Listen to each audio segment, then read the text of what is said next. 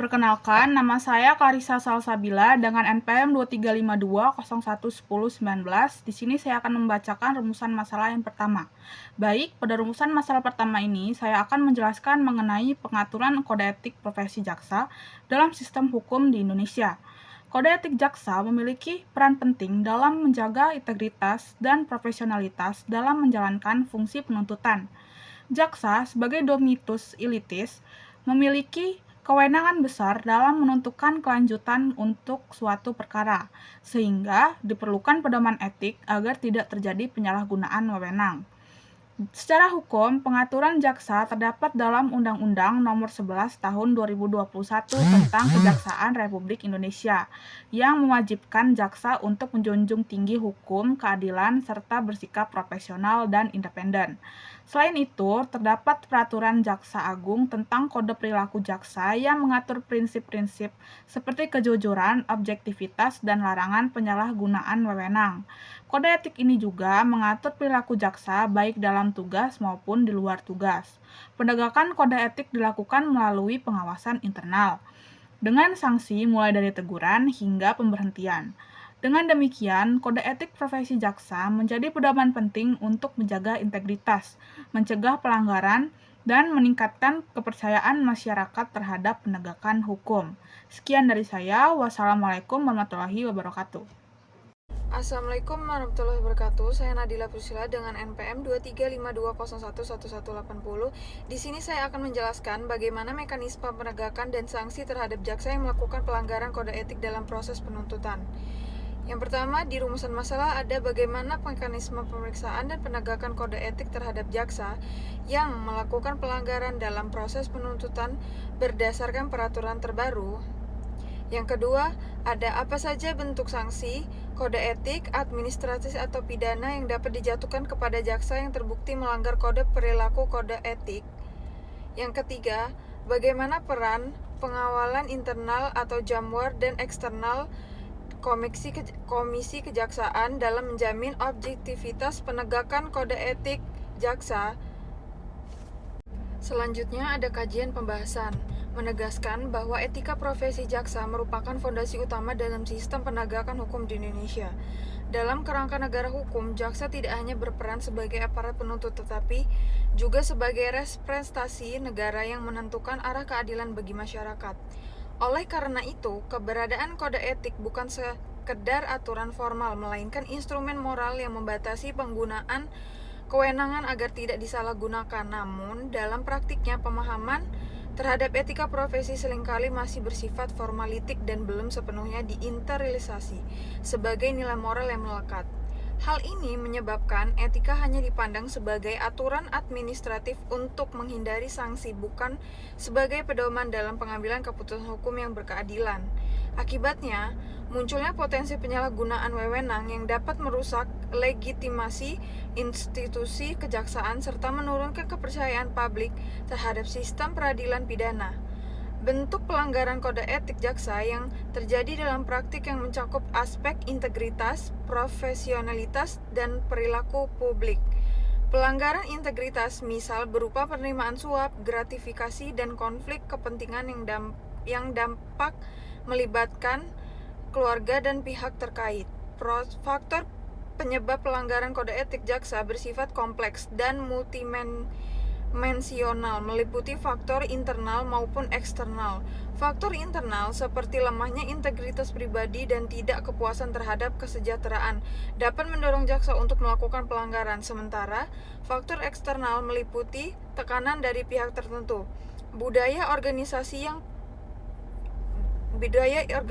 yang primitif, serta adanya peluang untuk melakukan penyimpangan dalam penanganan perkara. Di sisi lain, ada mekanisme pengawasan melalui komisi kejaksaan dan sistem internal sebenarnya telah tersedia, namun ada efektivitas masih menghadapi beberapa kendala seperti kurangnya ketegasan dalam penegakan sanksi dan belum optimalnya transparansi. Sekian yang dapat saya jelaskan. Wassalamualaikum warahmatullahi wabarakatuh. Assalamualaikum warahmatullahi wabarakatuh. Saya Fahriza Nakazomi dengan NPM 23120111257. Di sini saya ada di kelompok 17, mata kuliah Etika Profesi Hukum. Di sini saya akan menjelaskan rumusan masalah yang kedua, yakni bagaimana bentuk-bentuk penyalahgunaan wewenang oleh jaksa pada tahap penuntutan di Indonesia.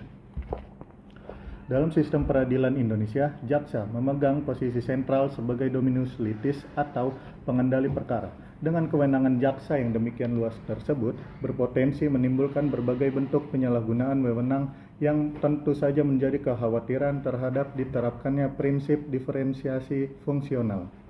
Adapun bentuk-bentuk penyalahgunaannya antara lain, yang pertama ada penghentian penuntutan secara melawan hukum.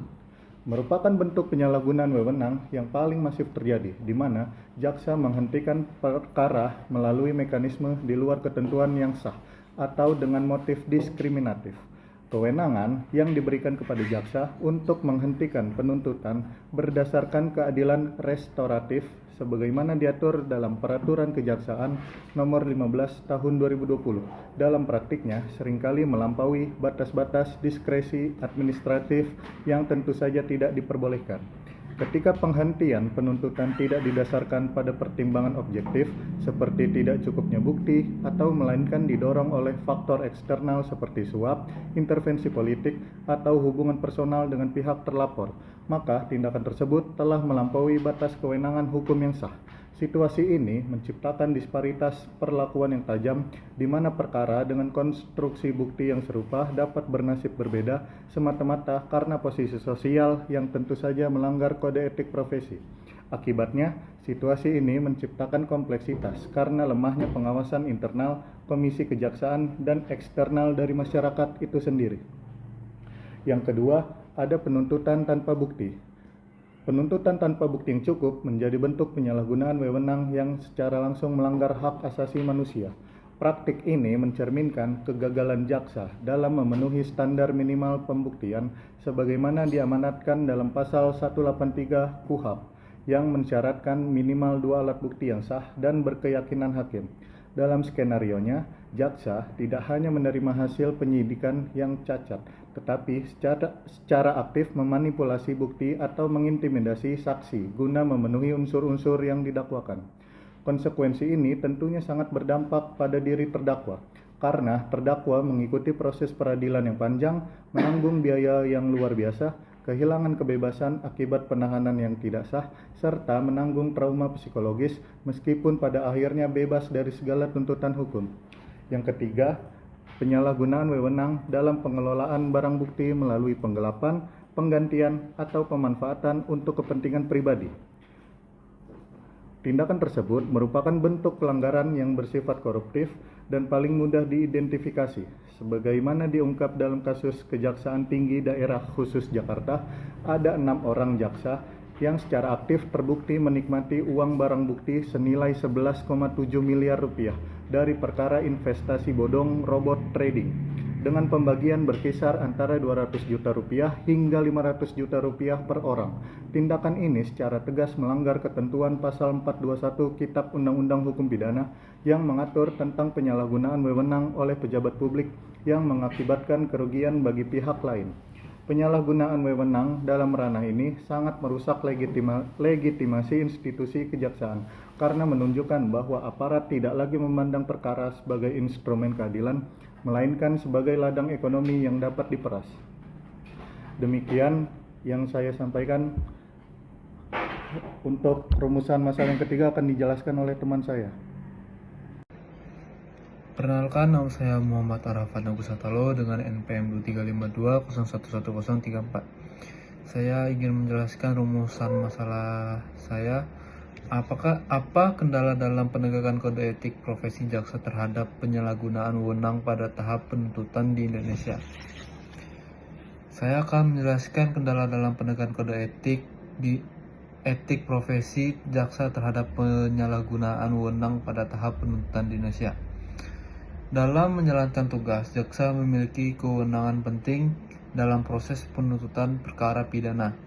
Oleh karena itu, jaksa harus bekerja secara profesional, jujur, dan sesuai kode etik profesi.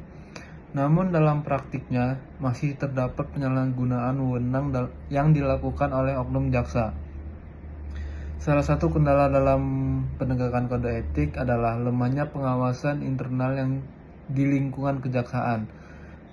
Karena pengawasan dilakukan dalam lembaga yang sama, proses peningkatan terkadang dianggap kurang objektif.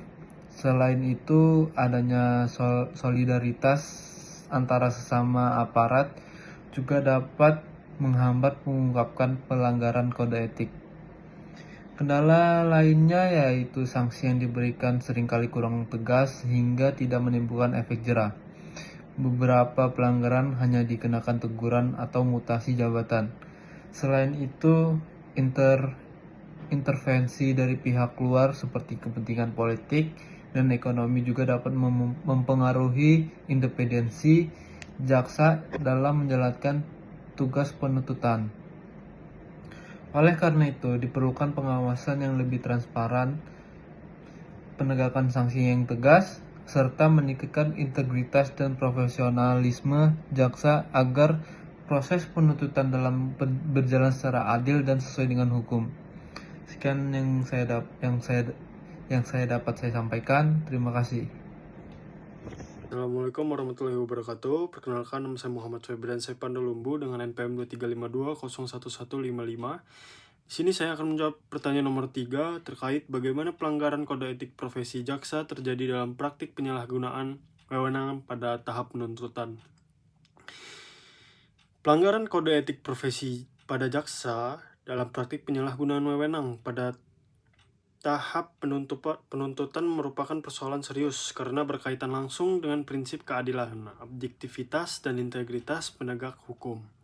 Jaksa sebagai penuntut umum memiliki kewenangan strategis dalam menentukan apakah sesuatu perkara layak dilanjutkan ke persidangan atau tidak, sebagaimana diatur dalam Kitab Undang-Undang Hukum Acara Pidana atau KUHAP,